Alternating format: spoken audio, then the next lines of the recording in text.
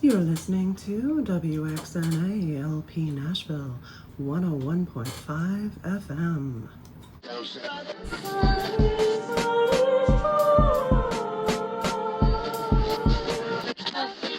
We're always having a yard sale, but it was just our dignity, you know? We chanted the mother song. We held our breath. Inhale. Exhale.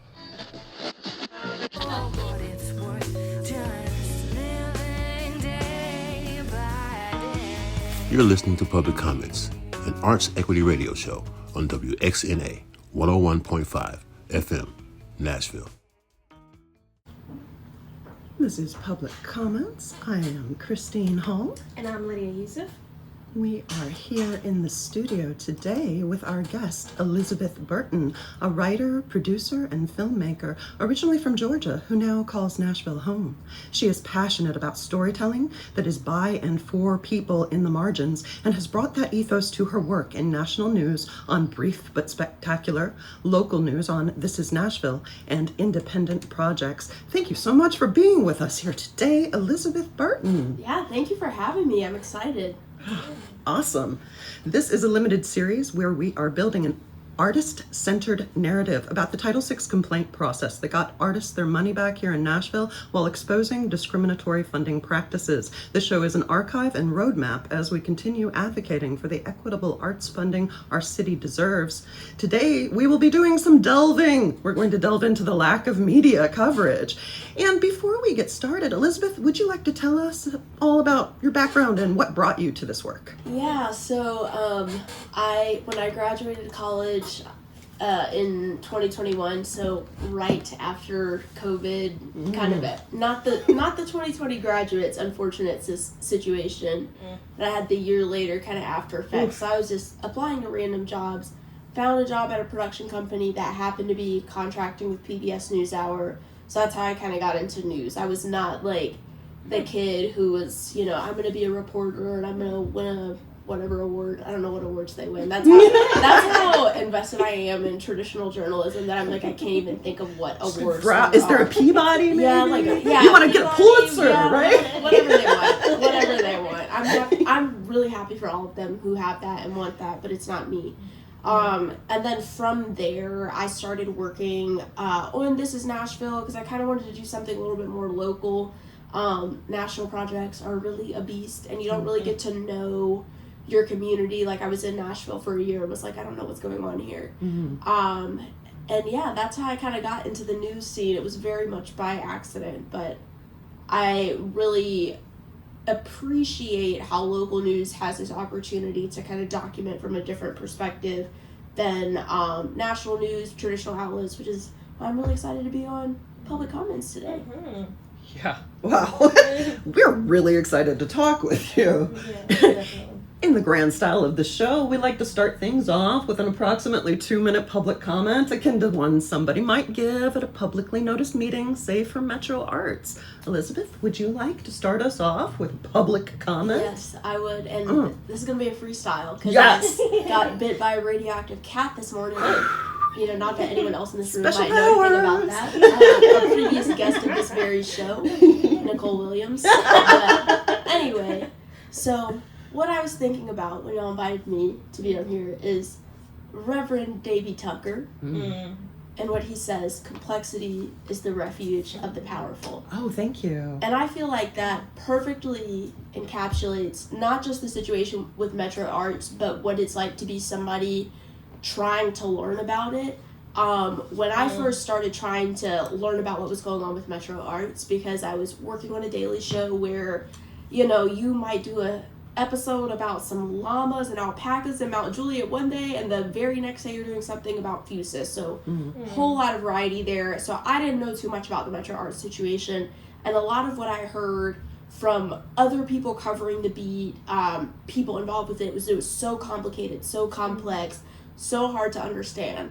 And I'm not somebody who likes to, throw around where I got my degree from and all that kind of stuff. But I was like, okay, girl, it can't be that hard. It just can't be that hard, because basically what it sounds like to me is that these very large organizations feel like these tax dollars is their personal money out of their personal little Vera Bradley wallet. And I was like, A little bit of entitlement. yeah, I was like, that to me does not sound very complicated. And what I was hearing when I was talking to people that I knew kind of peripherally, knew what they're involved with, particularly Lydia, was it was the same set of people who I felt like I agreed with their stances about things like surveillance and policing and such, that had a stance on the Metro Arts issue, drama, whatever you want to call it.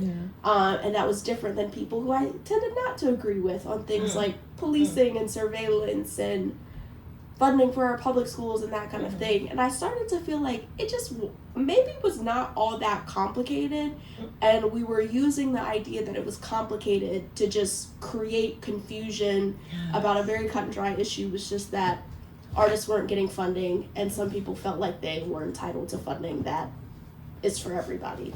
And that's kind of my 2 cents. It's just not that complicated, and I had a lot of personal experience and professional experience trying to be somebody who was saying this really is not that complicated, and the reaction to that was interesting.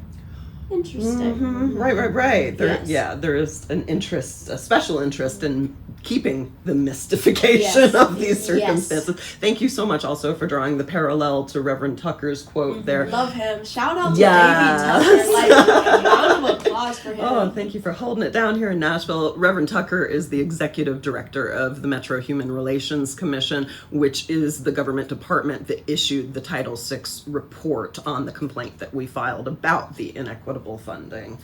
So, yeah. I'm glad you started off with that quote too, because that's kind of been the theme for the media coverage.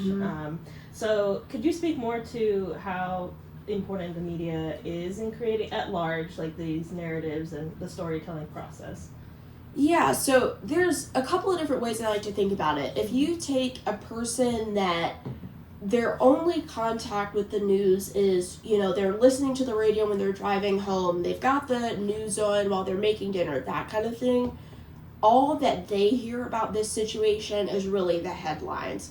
So if those headlines are just, Daniel Singh is bad, the Frist is really sad because they don't have their money, if they don't know artists personally, if they're not involved in that community, it's very reasonable that their takeaway is just like, oh, this is just a really strange situation that turned into basically just some like Parks and Rec type drama, and it has nothing to do with equity, it has nothing to do with race.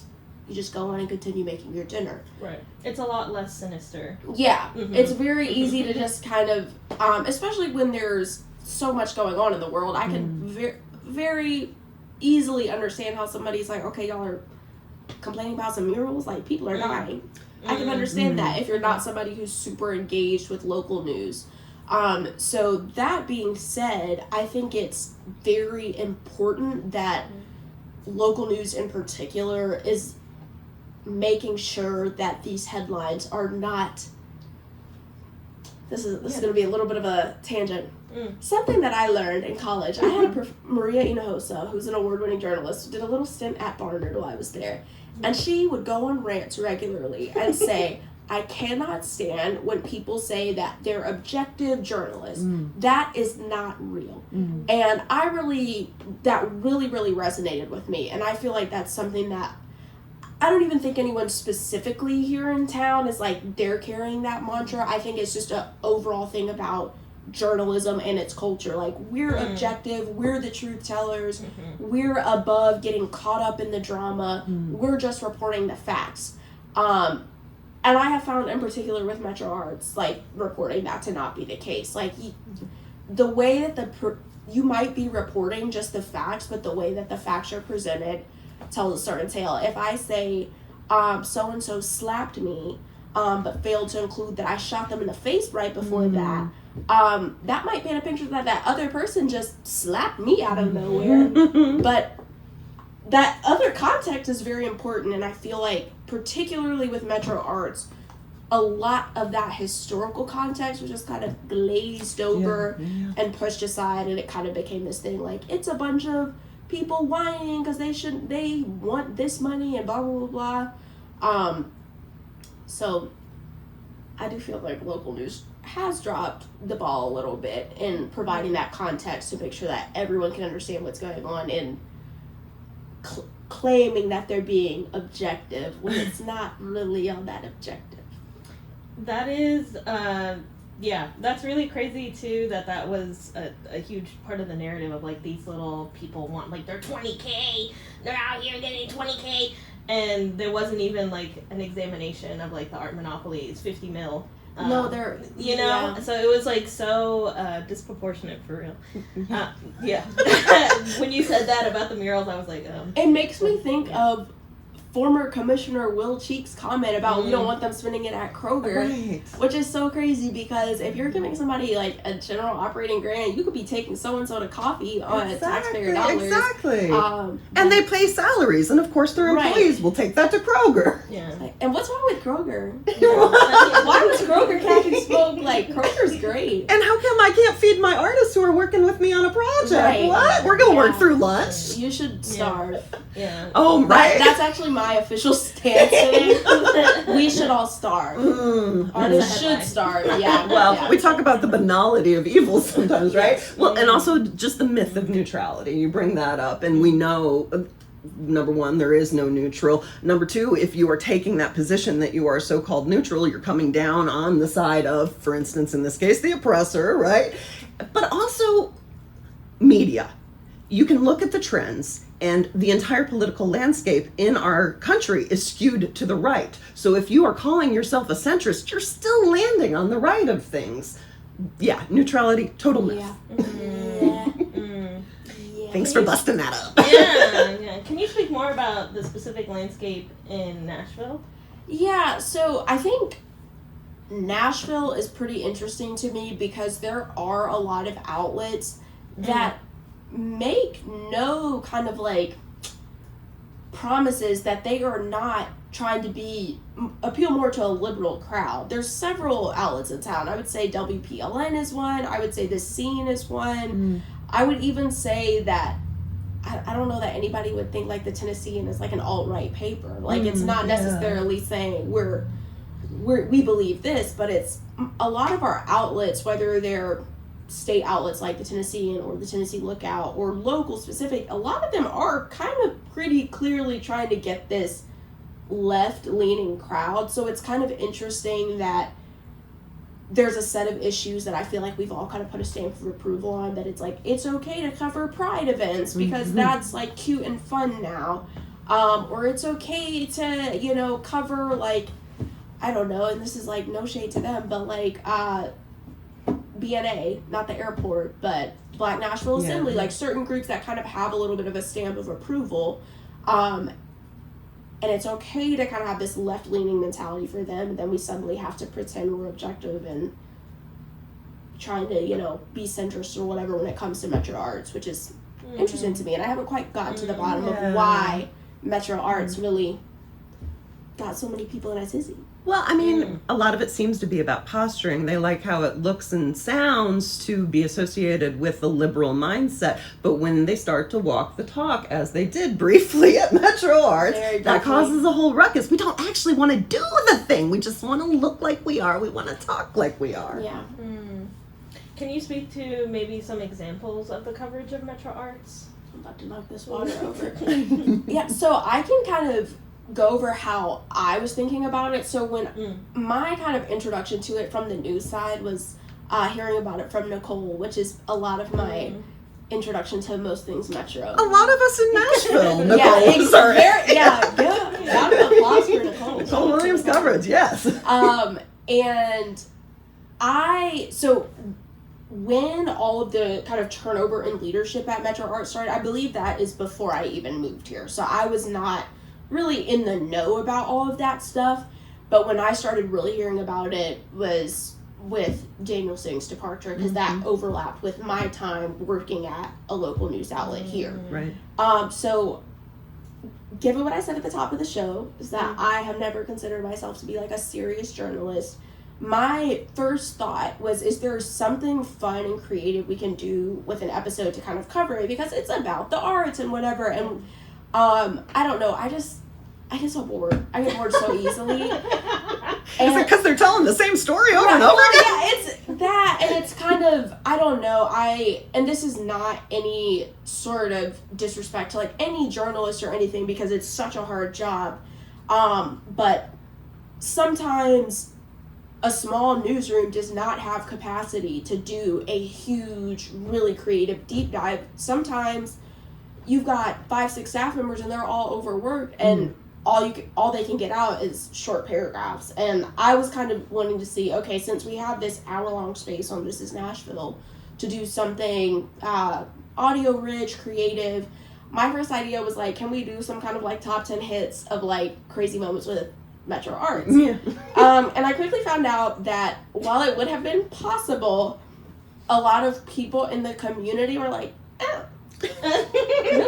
and not as enthusiastic about being involved. And I said, okay, so I'm gonna have to save that for another time. Like, I don't really know why people didn't really want to be involved.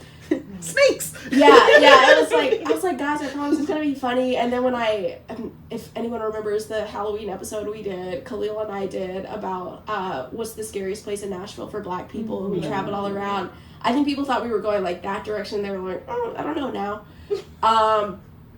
But we ended up not doing this kind of like Parks and Rec spoof. And the first episode that we did was kind of more, not necessarily a recap, because it's an hour and you can't recap like 3-4 years of very intense problems and then like several decades. You can't do that in an hour. Mm-hmm. But it was more just kind of like a bite size, like what specifically is going on, particularly in relation to Daniel Singh's departure, because that was the super hot news item at that time. I believe this is kind of the time that like council's deciding on the settlement and all that kind of stuff. Like I think he was still in town. He may have even still been on leave when this episode aired. I can't remember. It was right before, wasn't it? Right before the settlement came through? Yeah, it was like June 2024. Yeah, right in that. It right was, in that. because I was out of window. the country, and our chat was getting like 250 average texts a day. Yeah, that was a fun time. Well, I mean, I don't know how he feels about it, but you can listen to that episode that he did and learn how he feels about it. Listen back to public comment. So that was the first episode, and all was well and good. I think that, given that you only have an hour, we were able to cover a lot of different things, and then things kind of hit the fan a week later. And this is kind of coincides with the meeting where Kevin Crumble stands up and is saying all his stuff to Joy Styles. Ooh, yeah. Oh my goodness, who's the fool now? Yeah, that was odd. Like a budget meeting at like midnight or something. Yeah, it like was 11 p.m. all very odd. Talk about drama, though. Yeah. And it did have this kind of dramatic tone, but it was also like they had made the decision about how much money it was going to be going to former director Singh, all that kind of stuff. Kevin Crumble had his little hissy fit. Joy Styles was Joy Styles. Love her. She's so funny. And I'm like looking at this screen that y'all have like trigger warning. And I don't know that everyone was super pleased about the way that I chose to. I'll say I'll take ownership. I chose to approach that. If you have any follow-up questions. We certainly do. We've got a list of them. Before that, I would like to just acknowledge that from time to time we joke, don't say arts equity. Seems to be like a moratorium on saying that, even before equity was a blacklisted word, which let me tell you. Listeners, if you're just tuning in, this is WXNA LP Nashville 101.5 FM. The show is Public Comments, where we advocate for equitable arts funding in Nashville. I'm Christine Hall. And I'm Lydia Yousief. And today we are in the studio with our special guest, Elizabeth Burton, a writer, producer, and filmmaker. And we are unpacking the lack of media coverage.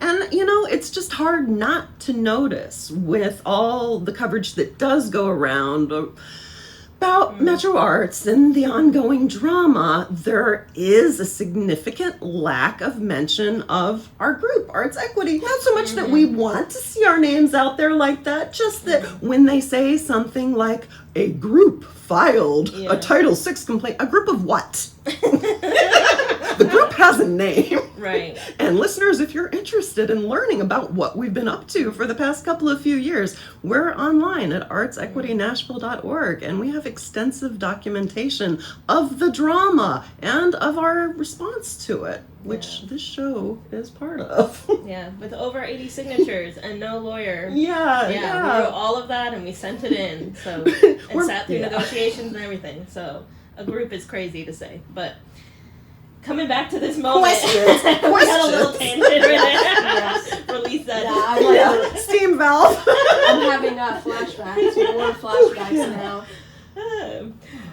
So going back to this interview, or this kind of moment in June of 2024, Daniel Singh is leaving, he's ousted. He's ousted. Yeah. They wouldn't let him come back. Yes, there's like all these like, is there a deficit? Isn't there? Surprise. Oh, no what was deficit. that?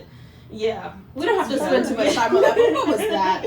That was another... Drag it out for months, too, after they said it would take a couple weeks. That was also... I actually do want to stop on that. That was another moment that things were presented to me as being so incredibly complicated.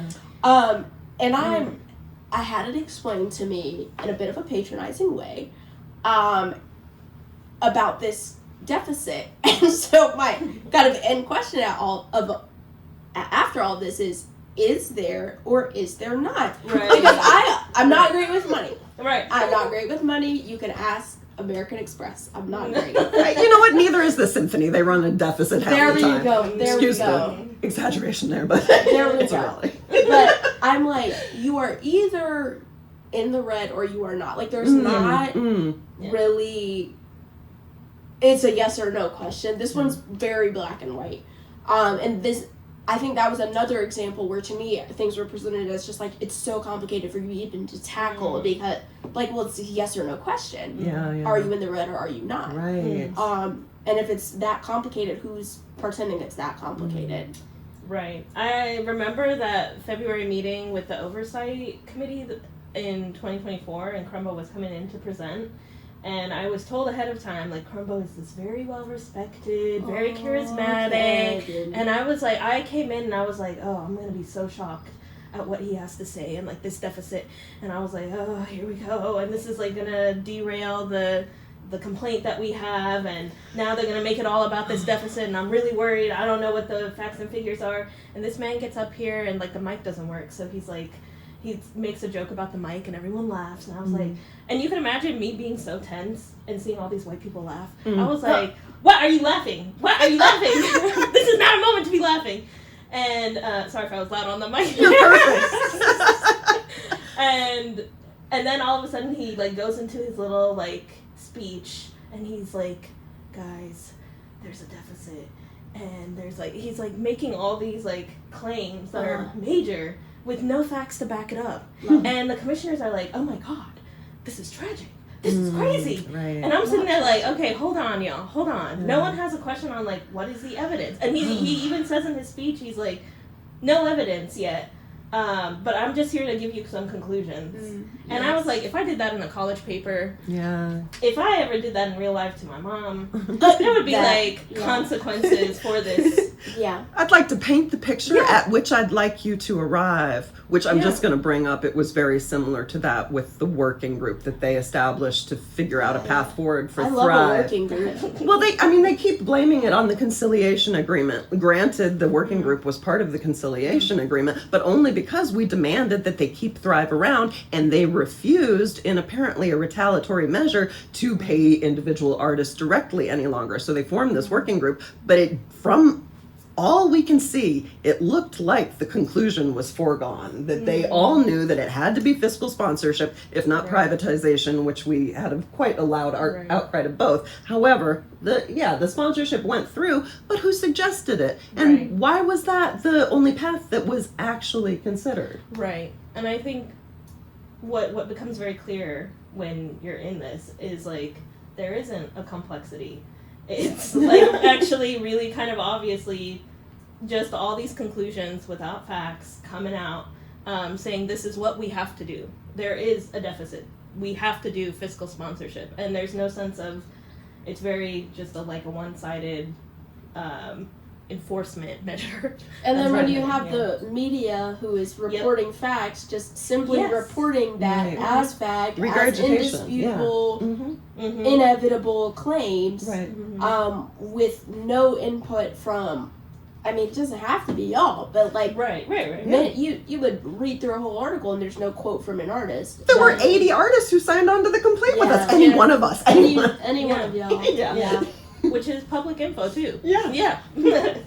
So I'm wondering why during this interview in June of 2024 and all this this is so complex and you have to be careful and tread lightly, why you chose to invite Arts Equity Nashville to the table. Well, part of it, what is it called? So, anytime somebody is like, don't do that, that's just, don't tell me not to do something. Like, just simply don't tell me not. If you want, I need reverse psychology or whatever. Anytime somebody is telling me you can't do this, you can't understand this, that is just going to set me off. And I also, it felt very confusing to me that at the heart of this was this complaint, and we were going to do an episode that was in effect about events that directly came out of a complaint but not talk to anybody who is involved in the complaint. And it was, when you're doing a live daily show, you have situations where so-and-so can't make it this day and we can't move the episode, or, that kind of, it wasn't a scheduling thing. Y'all were just never there. That doesn't make sense to me. And I think that there's certain things that and again, if you all had met my grandma, you would understand. Just, just no. I have a very, very, I just don't like hearing no. And hearing no, it made it personal for me, I think. Because it was like, if no, then what's the reason? Because typically there's a reason. It's, this person actually just got up at a Nazi rally and, was in support of Nazis. Okay, well, that's probably a good reason not to have that Context, person on the show. Yeah, sure, that makes sense to me. But getting told no, not having a reason for that no, and then back to what I said earlier, okay, well, this group, I know people involved with this group, I know what they believe, I know it aligns with what I believe, I know it aligns with what we as this, liberal, supporting marginalized groups, supporting marginalized people claim that we want to have at the forefront, so why not? Why not? Are we suppressing a certain line of conversation here, I wonder? I don't know. It seems like, from what I've observed, not being objective at all, being part of this, it seems like there are certain conversations. Oh, you're not objective? I'm just saying. You need to go home. I will, and I'll take a long nap after this. But what I want to say is, it seems like there's certain conversations that the powers that be try to stop from happening, because when we have those conversations, they lead to a place, and then the next place is action, right? And I've watched it stop short of that every time. And then the time that I saw the action happen, I saw them pull back so fast from that, and we talk about also the micro and the macro. And we've got some big issues going on in the country and in the world right now. But what we let pass on the small scale is what stands on the large scale. And we see this narrative that's been perpetuated, centering the status quo, centering the powers that be, avoiding any topics from the fringes, any voices from the margins, and that's what we're looking to center here. Right. And I think that if you take the whole arts piece out of it, I think if this were truly reported on honestly, then the fact of the matter is that this is a welfare program for a bunch of private institutions. Oh, yeah. And I think that you hit on a lot of anti-government right-wing people that would not be happy about that. There are a lot of anti-government left-wing people that would not be happy about that. And I think if taking the arts piece out of it, the basic fact that, like, the Frisk, Cheekwood, all of these organizations just get money, and it's not like every Saturday you can come in for free if you're a Davidson County resident. And where are you going to park? Right, yeah, that too. And what bus you going to ride? Right. Excuse me, transit plan, what? Yeah. And it's not, because I could understand, I could kind of get more behind that amount of money, just personally, if there's some kind of Davidson County residents, because we're paying into it, are getting, you know, severely discounted tickets, free weekend, you know, whatever. It's discount at the gift shop. Shoot, give me a free t-shirt at least. Public benefit, tax dollars. Come on, make it. And I feel like if it were presented as a welfare program, which it is, because it's basically paying for, you know, so-and-so to have an executive assistant who's an artist. Yes. Ooh, Anyway, and that pay girl. scale. Anyway, girl. Yeah. Anyway, girl. You know, we all have to do what we have to do to pay our bills. But I'm like,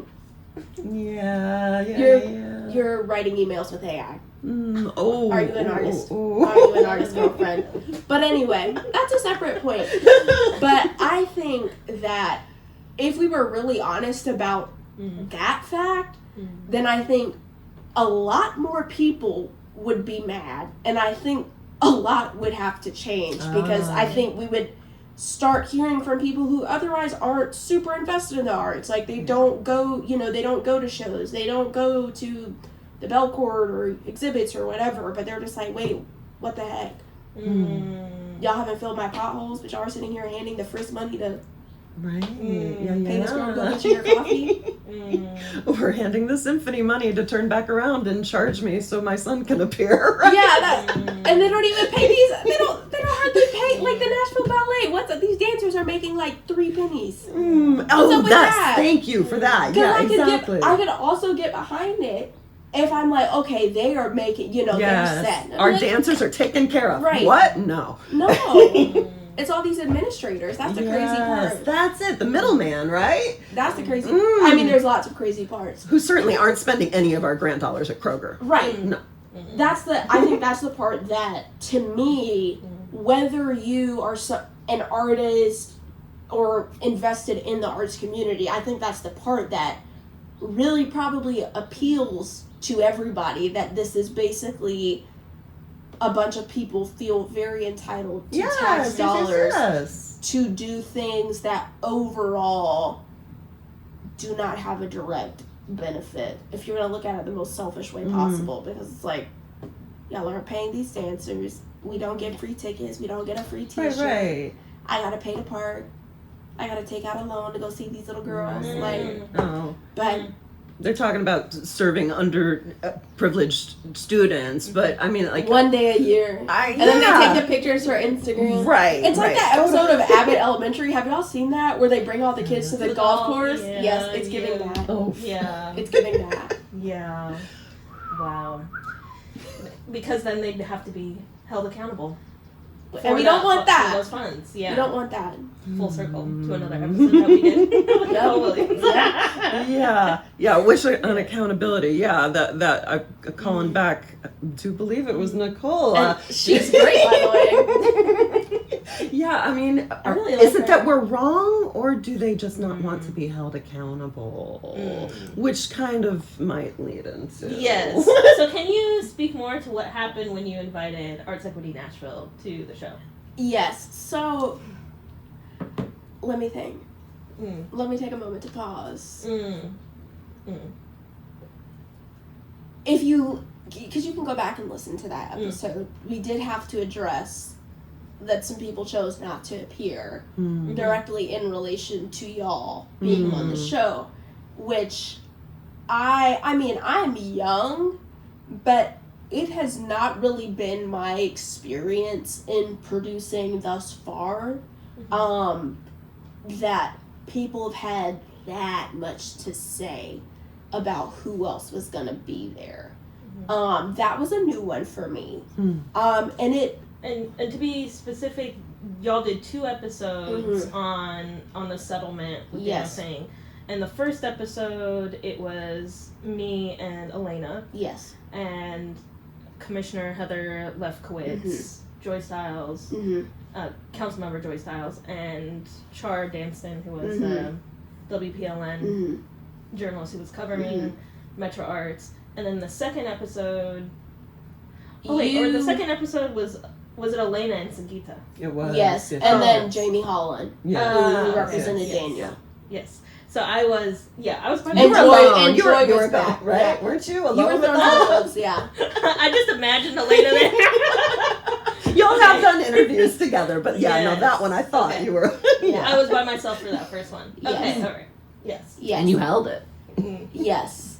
And what was the question? I forgot. Oh, so what kind of transpired? Kind of this like negativity around having us. Negativity. Yeah, it was. I think it was kind of a mix of things. I think there was this kind of idea that I heard from people that y'all were like spreading like false information, had been very rude to people, and and That's a very common thing that we get too. Like, right. And every time we're like, okay, where? Let's correct ourselves. And I mean, and I get aggressive, combative, and everything. I'm 4'11". Look at these dimples, like impeccable. like come on, y'all. Like so when I heard that, I was like, okay, come on, because I've gotten that kind of commentary about myself. Right.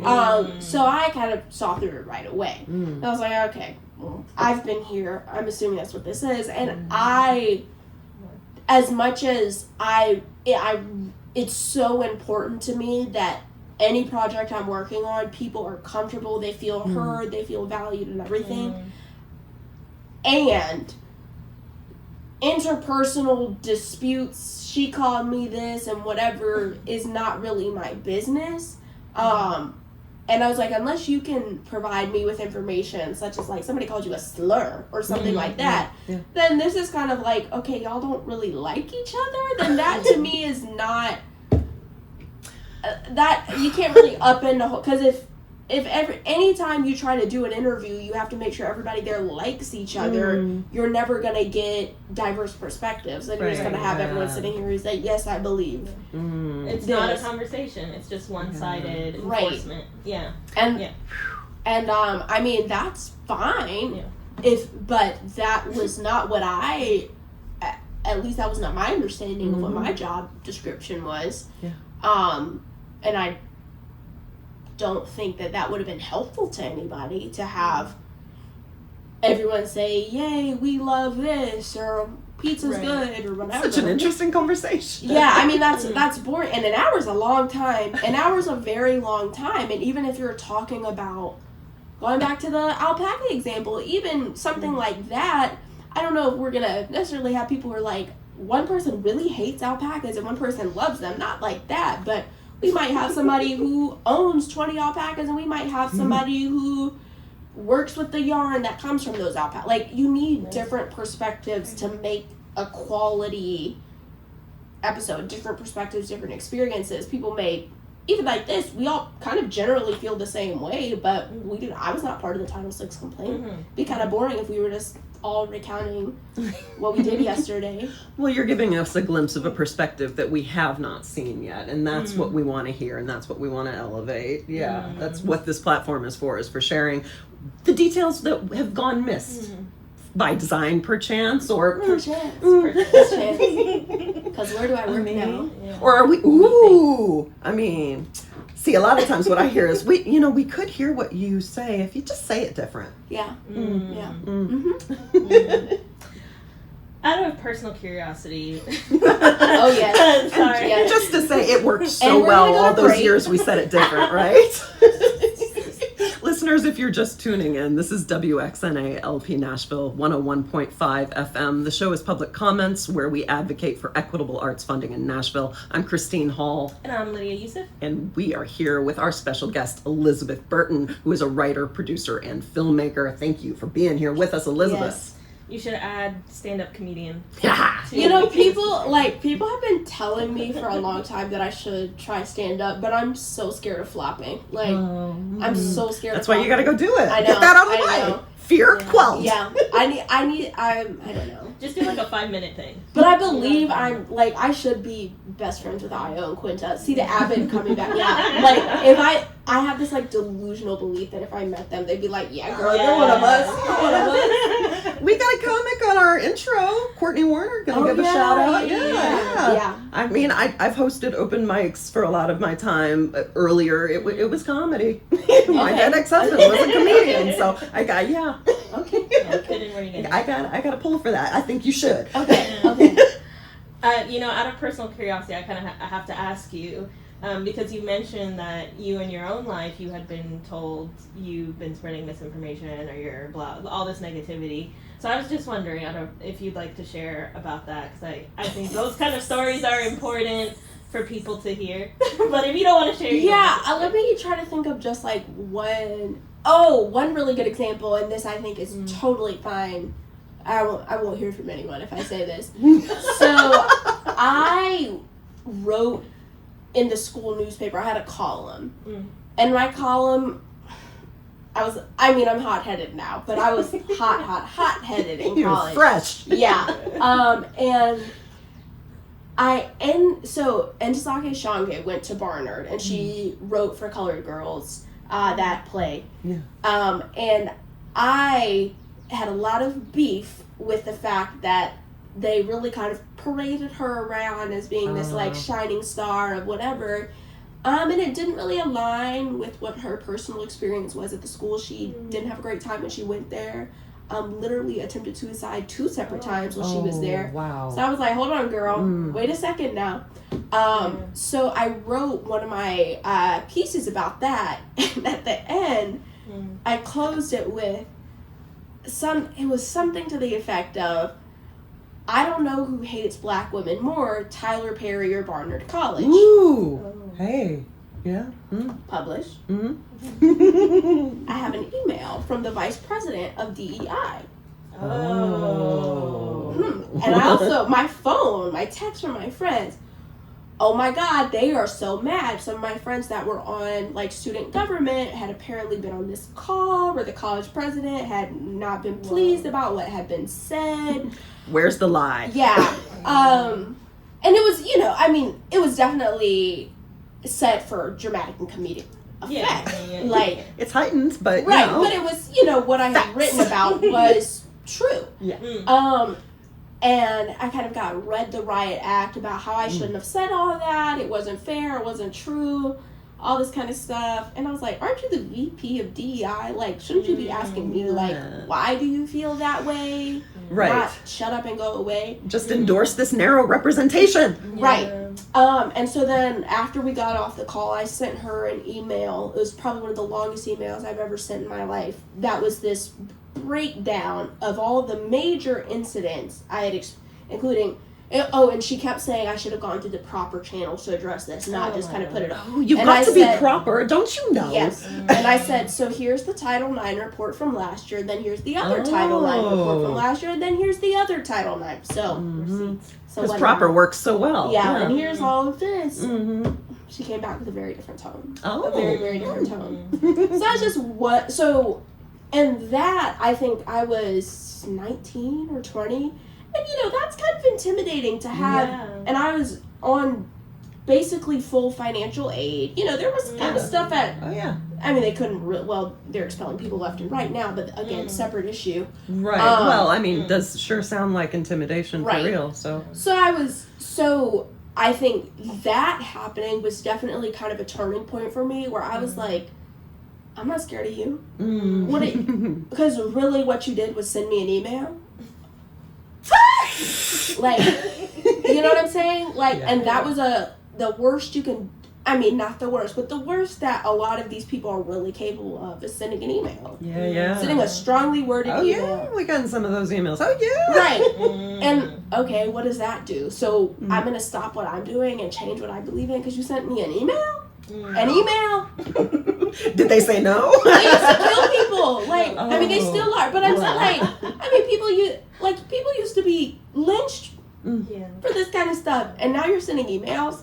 A strongly worded. Yeah, I'm like, so to me, I feel like, given that I am so grateful to live in 2025 and not 1955, I feel very like this sense of responsibility, that if I, by the grace of God, can make it through saying what I gotta say without literally being lynched, killed, all these different things that happened to my ancestors, I don't have to be worried about a little email. So I can say, I can have whoever on the show, what are the consequences? Like, What are the what are the consequences, though? consequences?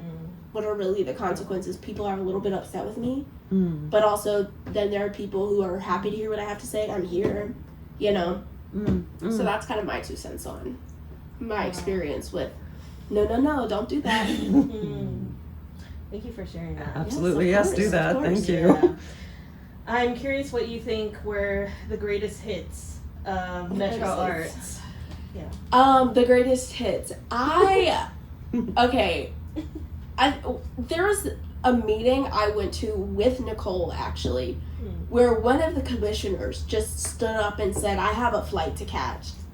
Oh, yeah? And I believe they were voting on, it was something related to Daniel's leave or employment status. I don't remember the specifics, but she just simply said, I have to go, and left. And I was like, this is crazy. Like, are you kidding me? Like, there's a lot going on right now, and you just got up and left. I think that Kevin Crumbo comment to Joyce Stiles was a wild, just kind of like, what's going on here. And for our listeners, Kevin Crumbo is the former director of finance. He had ties with the symphony, and come to find out, the new director also has ties with the symphony. And going way back, Metro Arts, it seems that their grant program was created at least in part to bail the symphony out. How strange.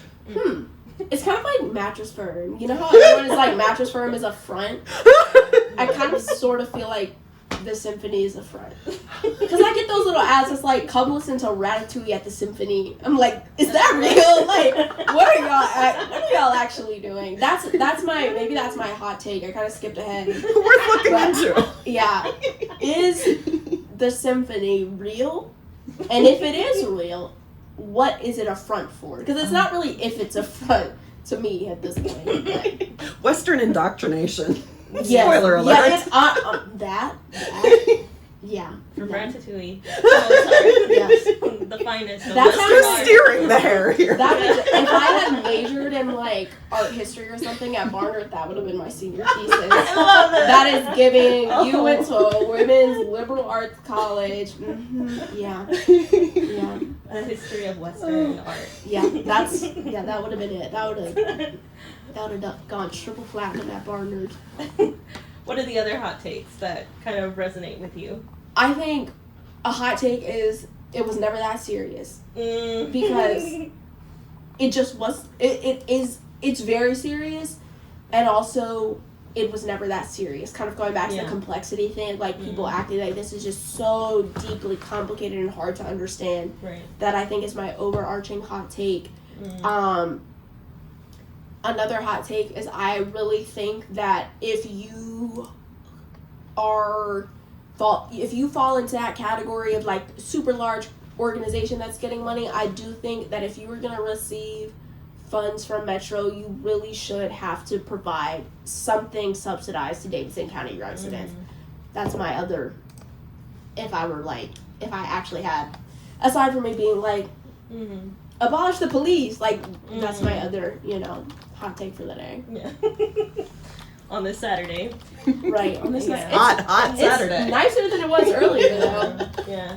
It is crazy that Thrive artists have to mention how their project supports the community, and then general operating, especially the large institutions, are not held to that level. Just vibes. Yeah. Yeah. That's another thing that I thought is so interesting about this, because in my short career, the projects that I've worked on, even if it was in a small role that had millions of dollars of funding, if you got so much as an apple juice for breakfast, you needed to bring that receipt back to make sure that it was accounted for.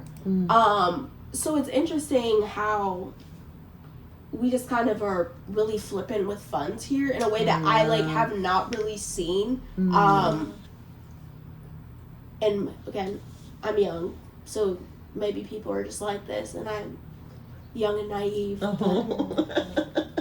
It does have like a feeling of like an old boys club. Of, It like, really maybe does. smoking cigars around a room, And I am young and not a boy. Yeah. Wow, yeah. Wonder exactly how the respectability of politics factor into this equation. I wonder. Mm. I wonder. Yeah, That certainly has not factored into my life at all. I can't imagine. Oh, yes. Oh my gosh. Did I just hit something? Never mind. Sorry, y'all. What would kind of be your message to folks in the media trying to cover Metro Arts, maybe moving forward?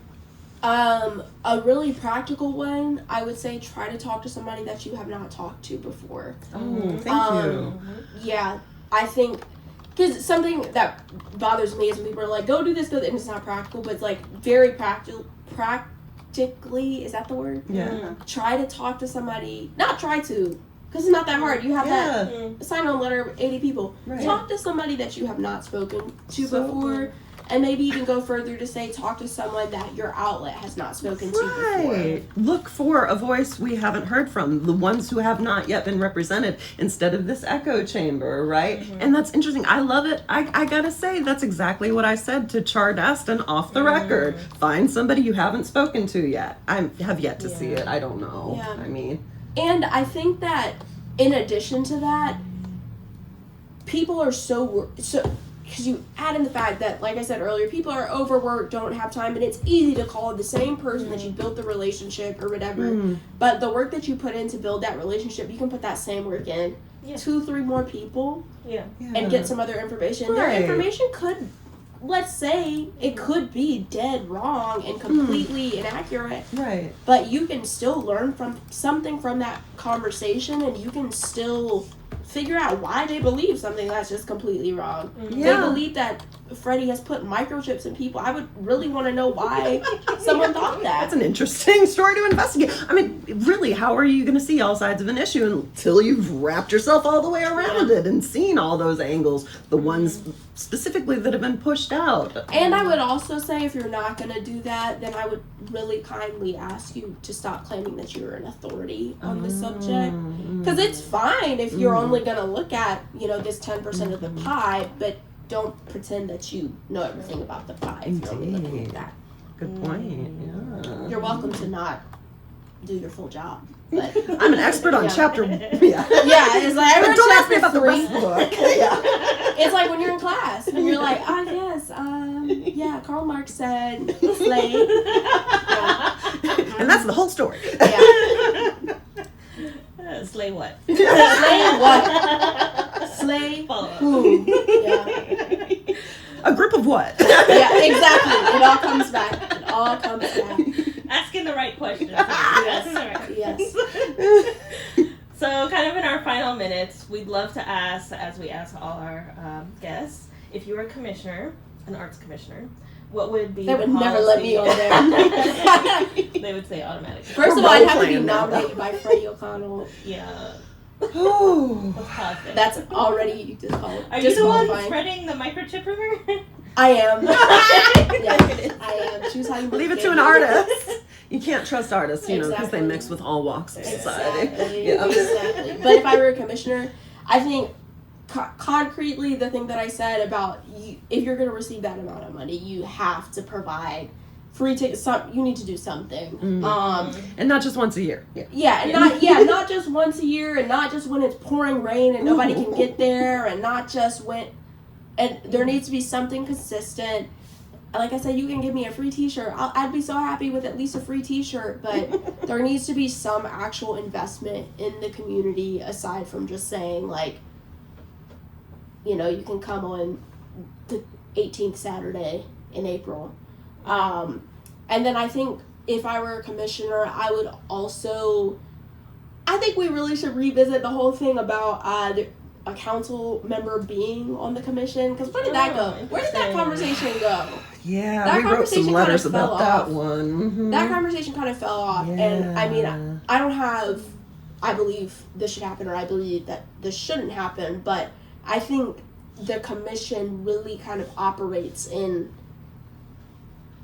not a silo, but just kind of like you need a little bit more oversight, I think, than they have now. And they should have to. If you're going to be on the commission, you also need to be reading stuff. That's what I would do if I were in the commission. I would come to the meetings having read what I need to read and having watched what I need to watch and have more to say than I love art, it's pretty. Yeah. Right, and more friends than just administrators and monopolies. Right. Having a sense of responsibility. Yeah. That you Because you don't have to be there. You're there for free. Oh, Don't be there. Go be somewhere else for free. Go to the park. yeah. Park. Oh. For the love of the artists. Yeah. Parks Equity, Nashville. Parks coming Equity. soon. Coming soon. Let people drink and eat in the parks. Well, now. yeah, there's that. There's that. That's another episode. Yeah. A whole other series. Yeah. It's all intersectional. True. All intersectional. So true. Yeah. Yeah. We've had a lot of callbacks this episode. Right. I love it.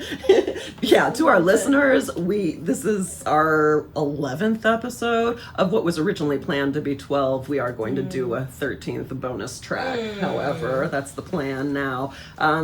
Yeah, we've mentioned Commissioner Joy Stiles, we've mentioned former executive director Daniel Singh, we've mentioned Nicole Williams, a lot of our previous guests. So by all means, if you're interested in hearing more of the backstory, we're online at artsecwitynashville.org. Yeah. I think the gag is when when the coverage is done right, you learn that people aren't that crazy. Or they are. Or you learn that they are. True. Or you learn that they are that crazy. But it's not necessarily a disqualifying factor. Again, you gotta look at the context. Yes. Yes. Yes. What made you this way? I think a good summation. I love it. Well, thank y'all for having me. This was awesome. Yeah, thank you for being here. We've covered a lot with you. Yeah, really appreciate having the background. Yeah. And to our listeners, if you would like to find out more about Elizabeth Burton, you could perchance follow online Instagram at Amy Dunn's Intern. That's at AMYDUNNESINTERN. We're on Instagram too at Arts Equity Nashville.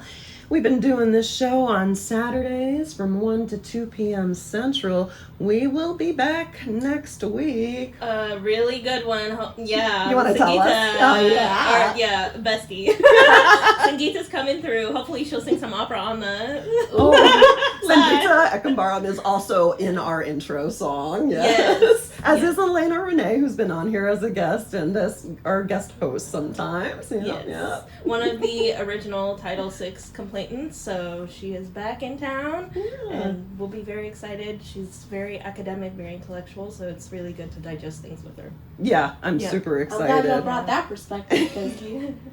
The opera? No, the academic, intellectual perspective. They might let y'all talk now. Oh my goodness! I mean, you're helping us graduate to the next level. Thank you very much. Yes.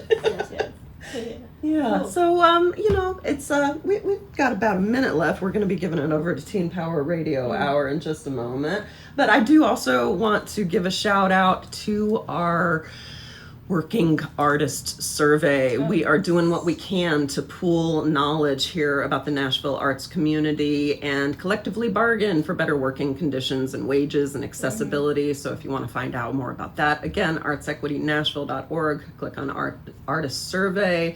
And, I haven't shouted out Columbia University's Incite Institute Assembling Voices Fellowship, which is what makes this show possible, in addition to WXNA LP Nashville 101.5 FM.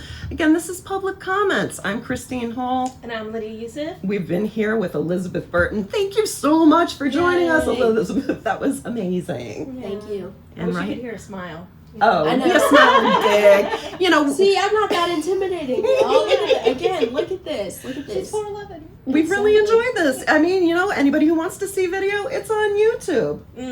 Right now, though, thank y'all so much. We are going to pass this over to the Teen Power Radio Hour. Oh, it's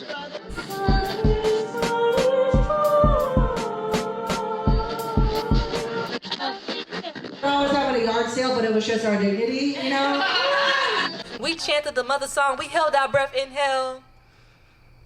Exhale.